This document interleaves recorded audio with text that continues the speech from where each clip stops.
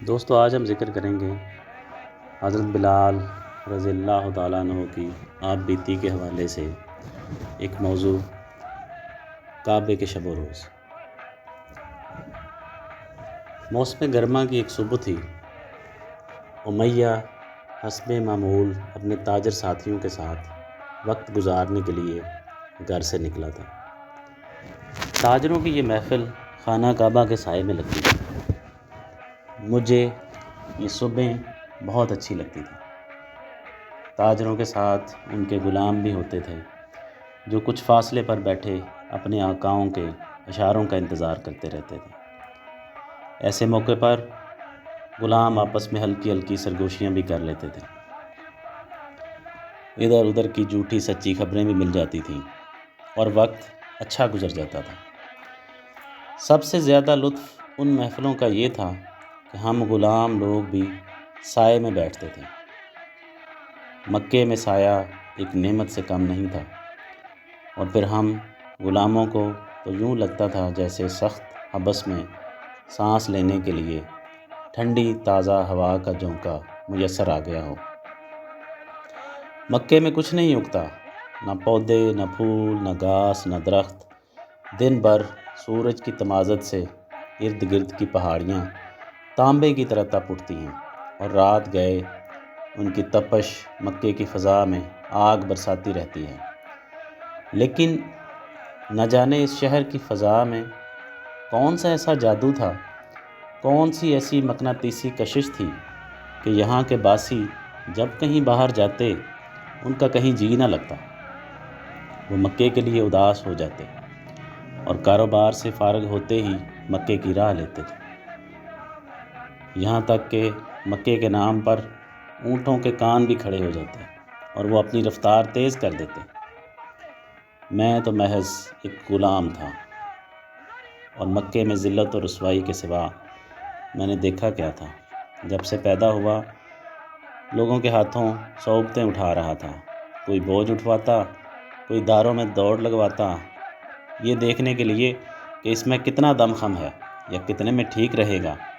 اس کا سودا مجھ غلام کو بھی اپنی یہ جائے عقوبت اچھی لگنے لگی تھی۔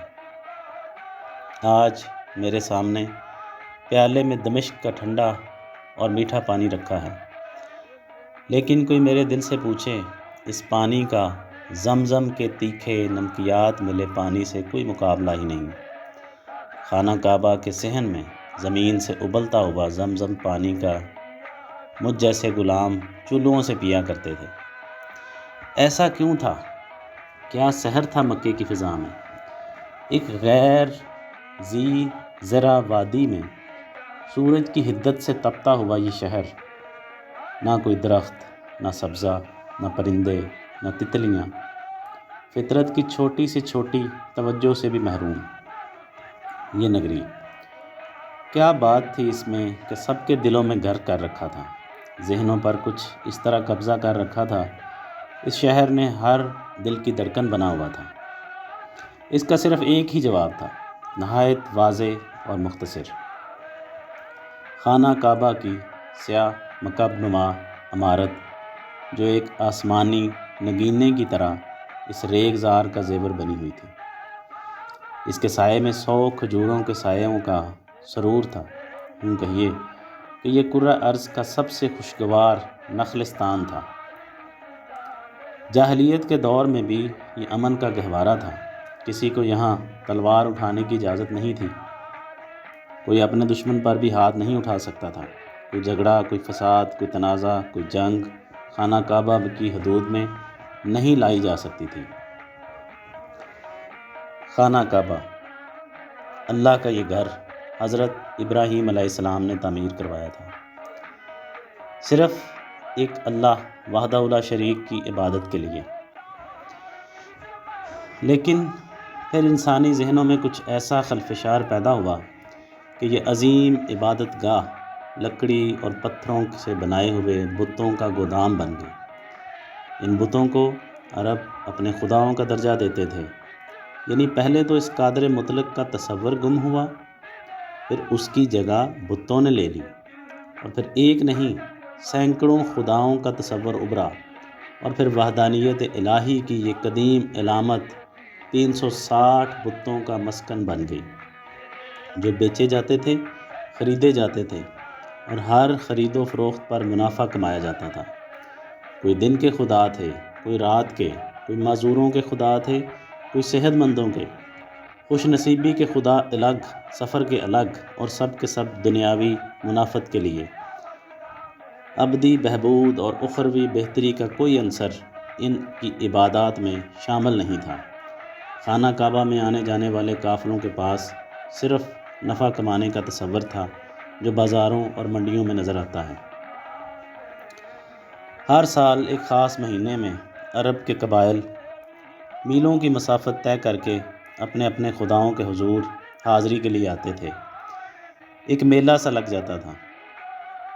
شام کے تاجر، یمن کے سمندری تجارت کرنے والے تاجر، فارس کے تاجر اور دور دراز مقامات سے آئے ہوئے غلاموں کی فروخت کرنے والے تاجر سبھی یہاں جمع ہوتے تھے۔ اس میلے میں سونا، چاندی، کپڑے، خوشبوئیں بھی فروخت ہوتی تھیں، غلام بھی اور خدا بھی۔ اسے دیکھو، وہ کہتا ہے کہ وہ خدا سے باتیں کرتا ہے۔ ابو جہل کی آواز نے ہم غلاموں کو چونکا دیا۔ اس کا غلام آواز سنتے ہی ہڑبڑا کر اٹھ کھڑا ہوا، مگر ابو جہل کا فکرہ جلد ہی قہقہوں میں ڈوب گیا اور اس کا غلام دوبارہ بیٹھ گیا۔ پیغمبر صاحب، آپ ہمیں پانی پر چل کر کیوں نہیں دکھاتے؟ اب کہ میں اٹھ کھڑا ہوا۔ یہ امیہ کی آواز تھی، میرے بدنصیب آقا کی، جو آج جہنم میں اپنی ہرزہ سرائی کا جواب سن رہا تھا۔ پھر میں نے انہیں دیکھا، محمد صلی اللہ علیہ وآلہ وسلم بن عبداللہ کو، ہمیشہ کی طرح تنہا، نظریں پہاڑوں کی سمت، جہاں لوگ کہتے تھے ایک فرشتے نے ان سے بات کی تھی۔ وہ ابو جہل کے طنز سے بے نیاز کعبے کے گرد چلتے چلتے نظروں سے اوجھل ہو گئے۔ ادھر تاجروں کی محفل میں ہر چہرے پر ہنسی تھی، ہر شخص اس مذاق میں شریک تھا، صرف ابو سفیان تھا جس کے چہرے پر کوئی مسکراہٹ نہیں تھی۔ ہم غلاموں کے لیے مقدم تو ہمارے آقا تھے، لیکن اپنے آقا کے بعد اگر مکے میں ہم کسی کو قابل اعتنا سمجھتے تھے تو وہ ابو سفیان کی شخصیت تھی۔ اس کی اور ہماری کہانی ایک دوسرے سے ایسے ہی منسلک ہے جیسے شکار اور شکاری کی۔ اچانک وہ اٹھ کھڑا ہوا، محفل میں سنجیدگی لوٹ آئی، اور وہ کہنے لگا، ایک خدا کو ماننے والا خدا کا منکر ہے۔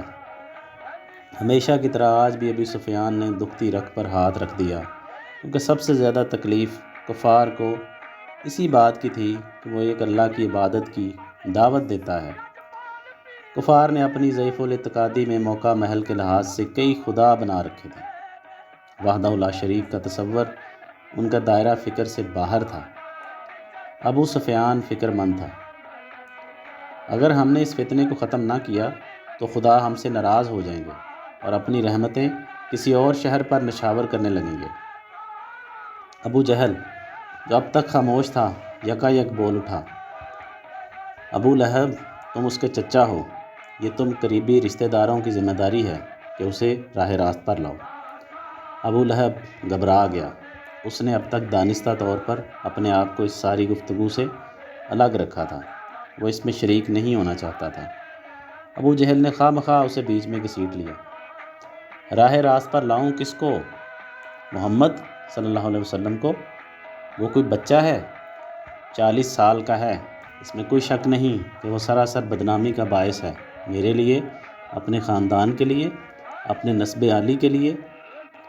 کل اس نے ایک غلام کو اپنا منہ بولا بیٹا بنا لیا۔ پاگل پن ہے، پاگل پن۔ جو کوئی اس سے کچھ مانگتا ہے اٹھا کر اس کے حوالے کر دیتا ہے، سراسر دیوانگی ہے یہ۔ جہان بھر کے چوروں، اچکوں، مکروزوں کو کھانے کھلاتا ہے، جب دیکھو اس کے دروازے پر 10-12 جمع رہتے ہیں۔ شاید ہی کوئی ہو جو اس کے گھر سے کوئی بھیڑ یا بکری یا کچھ اور لے کر نہ جائے۔ ہم کیا کر سکتے ہیں؟ ابن ہشام میرا بھتیجا پاگل ہو گیا، پاگل، بالکل پاگل۔ ابو لہب باتیں بھی کرتا جاتا تھا اور لوگوں کے چہرے بھی دیکھا جاتا تھا، اس امید پر کہ شاید ان میں سے کوئی بول پڑے اور اس مہمے کو سلجھانے میں مدد دے جو وہ خود سلجھا نہیں پا رہا تھا اور شاید سلجھایا ہی نہیں جا سکتا تھا۔ پیغمبری کا دعویٰ کیسی انہونی بات تھی۔ گھبراہٹ میں اس نے ابو سفیان کا بازو تھام لیا۔ ابو سفیان، تم ہی بتاؤ، ایک جوان شخص، مضبوط، توانا، خوبصورت، سر کا ایک بال سفید نہیں، ایک رئیس عورت کا خاوند، خود عالی نسب، وہ مکے میں جو چاہے کر سکتا ہے، مگر کرتا کیا ہے؟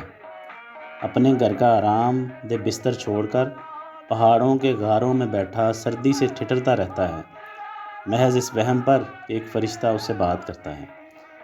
یہ فرشتہ اس کی جان کا روگ بن گیا ہے۔ ابو لہب تھک ہار کے بیٹھ گیا۔ اس کے دوست بھی کچھ پریشان، کچھ شرمندہ سے لگ رہے تھے۔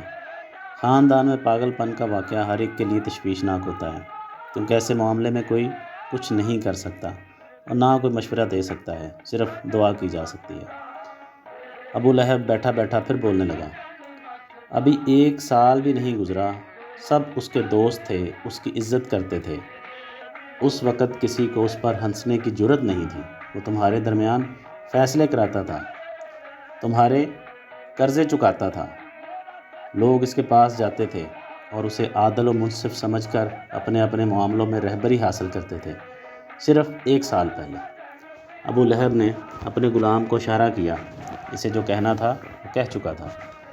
میں نے ابو لہب کو کئی بار دیکھا تھا، کبھی کبھی تو مجھے یوں لگتا تھا کہ جنت اس سے صرف 1 قدم کے فاصلے پر ہے، بس 1 قدم اٹھائے گا اور جنت میں داخل ہو جائے گا، لیکن آخری وقت میں اس نے ہمیشہ غلط فیصلہ کیا۔ ابو جہل کچھ سوچ رہا تھا، لگتا تھا کوئی اہم فیصلہ کر رہا ہے۔ ہمارے خدا اس سے خود نمٹ لیں گے، لیکن وہ انسانوں کو جو پٹی پڑھا رہا ہے وہ بے حد خطرناک ہے۔ اس کا فیصلہ جلد ہو جائے گا۔ سب سے پہلے ہم ان غلاموں اور لاوارثوں سے نمٹیں گے جو اس کے ارد گرد جمع رہتے ہیں۔